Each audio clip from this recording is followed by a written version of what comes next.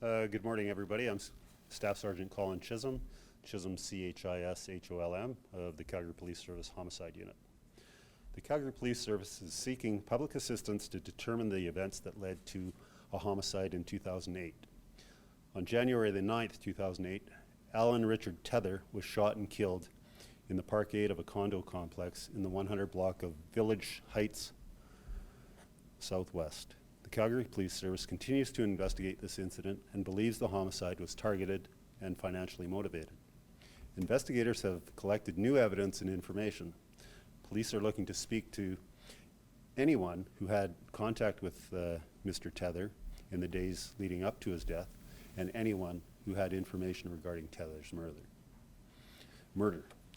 Anyone with information about this homicide is asked to contact the Calgary Police Service Homicide Tip Line at 403-428-8877, the Calgary Police Service Non-Emergency phone number at 403-266-1234, or they may contact Crime Stoppers anonymously. I can take your questions now. I just gotta ask, so why after 11 years are you guys coming out asking for the police, for the public's help? Because it's not uncommon with unsolved cases that we get new information and new evidence that comes to light and sparks up the investigation again, and that's where we're at right now. We've got new information and new evidence, and we need people to come forward to help us push the file forward. Can you speak any further to the new evidence or information at all? No, I can't. The investigation's under investigation, and it would breach the integrity of the investigation if we were to release what we have. Staff Sergeant, can you say if the new evidence is getting you closer to the end goal, sir? Yes, it is definitely. It's moving the file forward for sure. Every little bit of information helps, and that's why we need people to come forward. Anybody that had contact with Mr. TEATHER, who knew about Mr. TEATHER, in the weeks prior to his homicide, or any other conflicts that might have been in his life at that time, if they would come forward. People don't realize what little evidence or what little information can definitely be the tipping point in our investigation. So we would like people to come forward.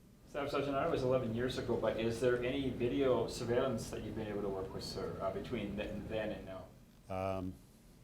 That's part of the investigation, and we really don't want to comment on what we have for evidence.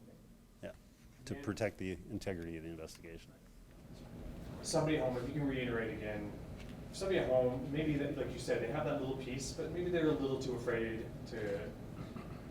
Sometimes it's hard for somebody to speak out when they have that little piece of information, and as small as it may be. Yep. Maybe just reiterate again just what they could do, or should they be afraid to come forward? They shouldn't be afraid to come forward. They can always, if they're afraid, they can contact Crime Stoppers. But at the end of the day, this is an 11-year-old homicide.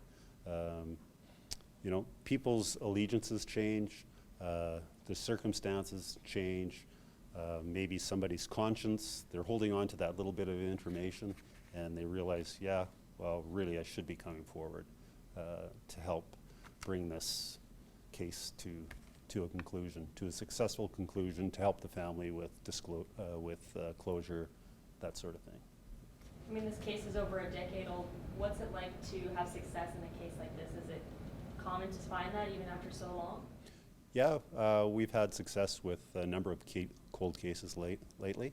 In the last 2 or 3 years, we've had a lot of success with cold cases moving forward and getting to the point. Why do we think that is? It's because, we get new information, we get new people coming forward. People don't realize how close we might be to solving a crime, and that little bit of information can be the tipping point and help us get over the hump to where we're able to get charge approval on a file. Staff Sergeant, does the progression of DNA, does that help you as well as DNA gets better through time? Does that help you in a case like this? Specifically, I won't say specifically on this case, but in a general perspective, yeah, DNA technology has increased dramatically over the years.